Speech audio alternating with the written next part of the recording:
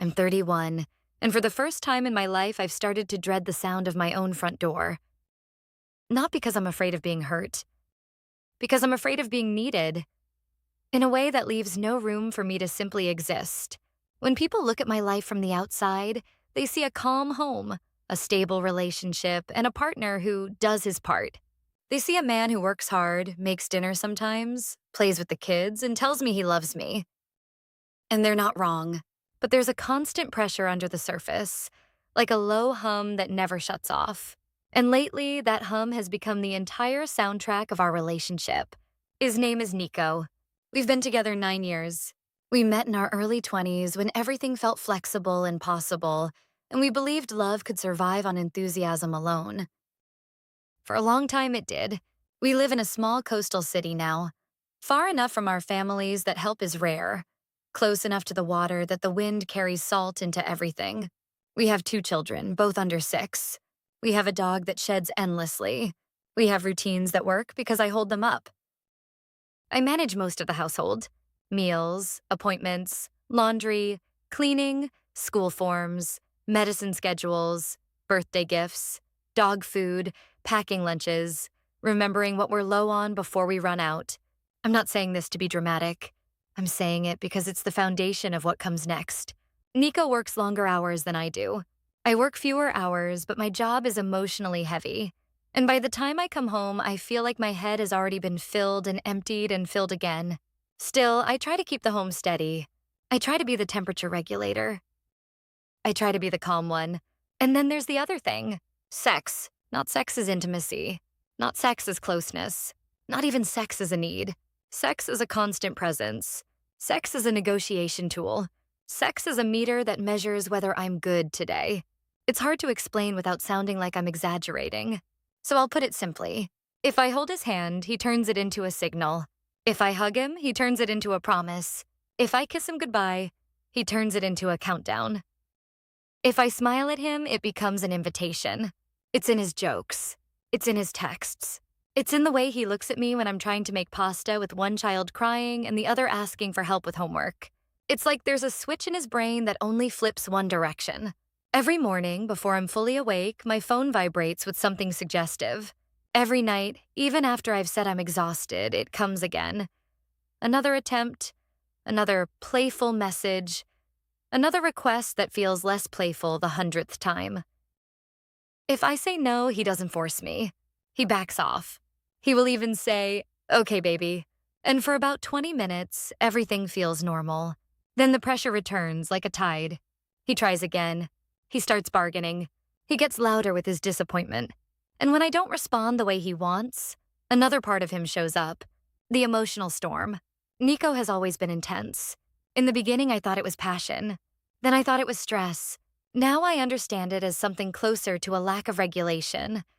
Like the walls between his feelings and his behavior are thin, and the smallest push makes them collapse. If he's overwhelmed, he sighs and slams cupboards. If he feels criticized, he snaps.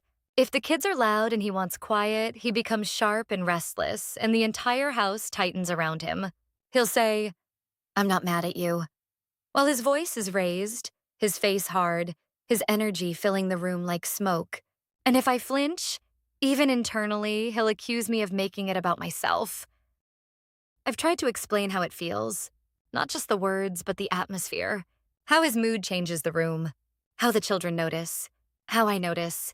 He tells me I'm too sensitive, or that I'm reading into it, or that he's allowed to have feelings, which is true. But feelings aren't the issue. It's the way the feelings spill out and coat everything. The worst part is the timing. It's like my happiness provokes him. If I'm laughing with the kids, he will suddenly start complaining about the mess. If I'm humming while I fold laundry, he will find something that isn't done right. If I'm relaxed for 2 minutes, he will reach for me, turning softness into expectation. Sometimes it feels like he can't tolerate me being okay unless he is the reason.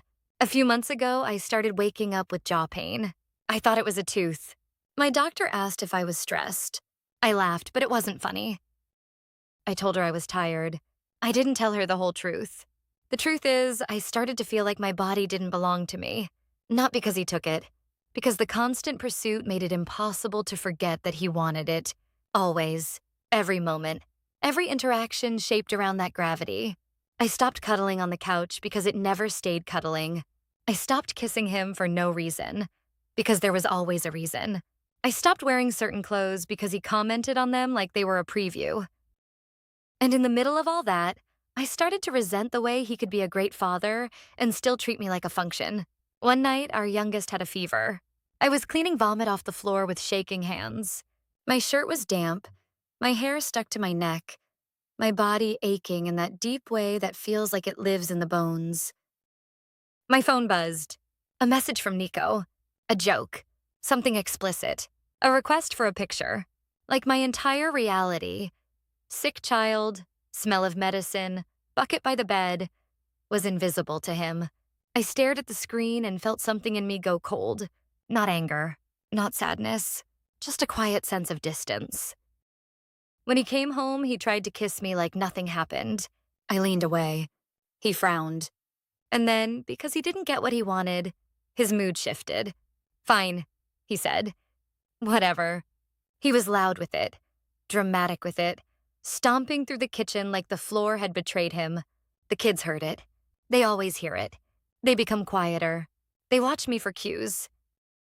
And I hate that my response has become part of their safety system. That night, after the children were asleep, I tried again. I told him I missed him emotionally. I told him I wanted closeness without sex. I told him I felt like I couldn't touch him without owing him something afterward. He listened. He even held my hand for a minute. Then he said, "So what? You don't want me anymore?" His voice had that edge, sharp enough to cut, disguised as vulnerability. I said, "That's not what I'm saying." He sighed, eyes narrowing. "You always do this. You always make me feel like a creep for wanting my wife."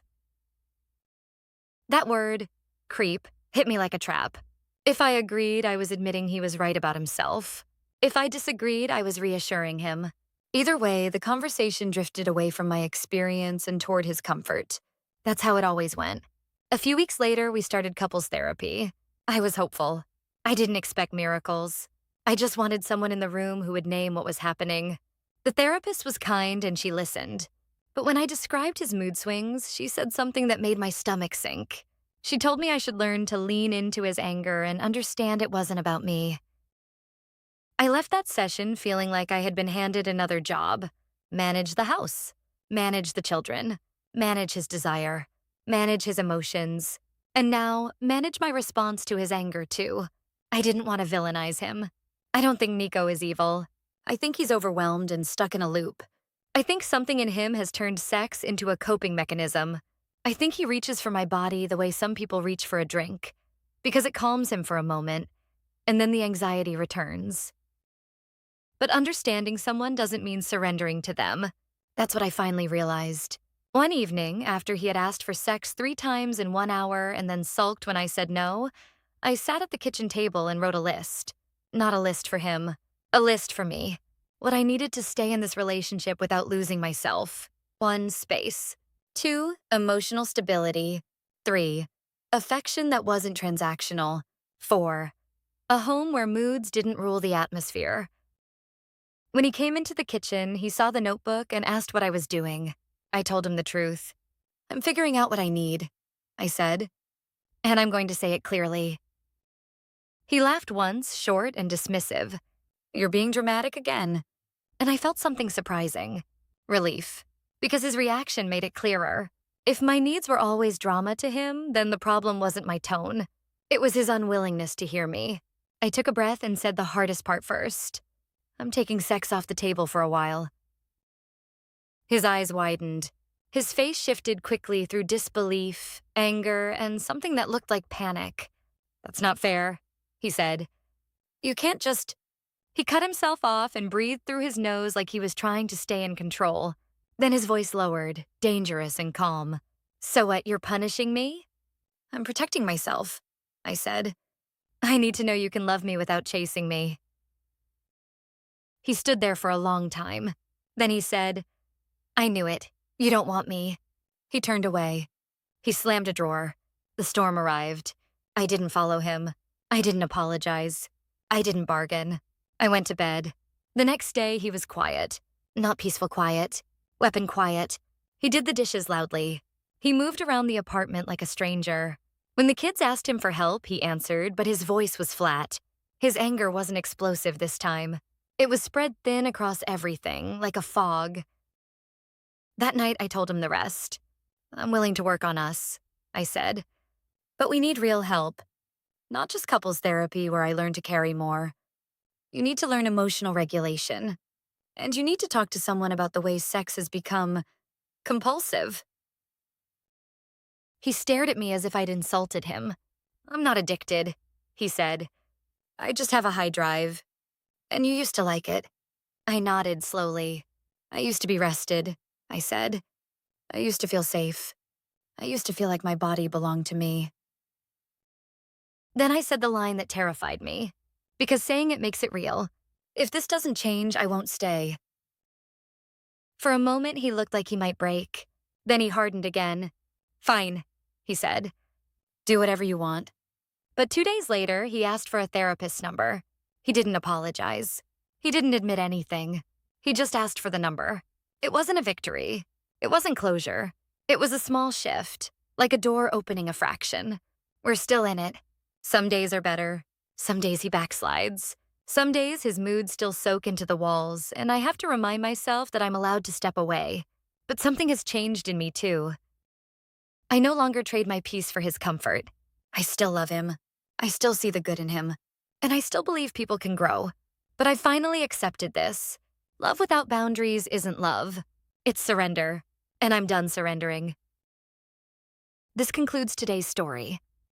Thank you for listening. If you enjoyed it, consider subscribing to support our work.